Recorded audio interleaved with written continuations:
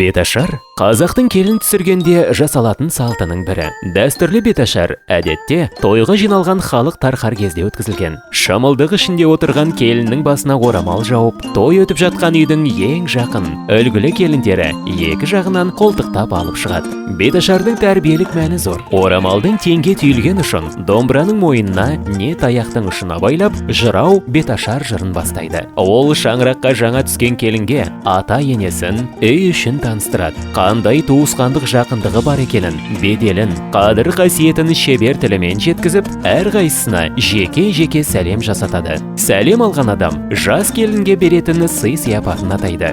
Дәстүр бойынша, жаңа түскен келінді беташар жоралғысы жасалмастан бұрын қыз келіншектерден басқа ешкім көрмеген.